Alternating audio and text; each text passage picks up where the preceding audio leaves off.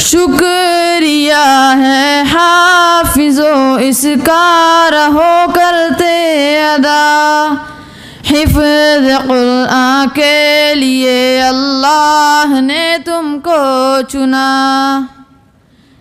शुक्रिया है हाफिजो इसका रहो करते अदा, हिफ्ज़ कुरान के लिए अल्लाह ने तुमको चुना। 10 अजीज़ों की सिफारिश का तुम्हें मुजदा मिला, इससे बढ़कर हिफ्ज़ कुरान का भला क्या हौसला। मिल गया है रब से 10 बेआसरों को आसरा, हिफ्ज़ कुरान के लिए अल्लाह ने तुमको चुना।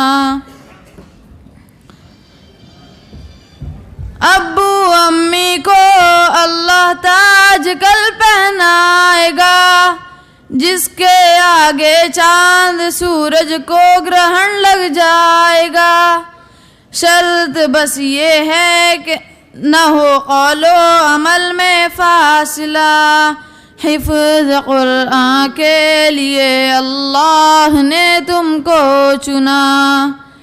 शुक्रिया है हाफिजो इसका रहो करते अदा, हिफ्ज़ कुरान के लिए अल्लाह ने तुमको चुना।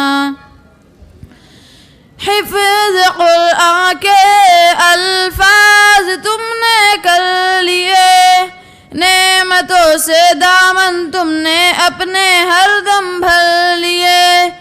तब अमल की मोतियाँ चुनने का आया मरहला, हिफ्ज़ कुरान के लिए अल्लाह ने तुमको चुना।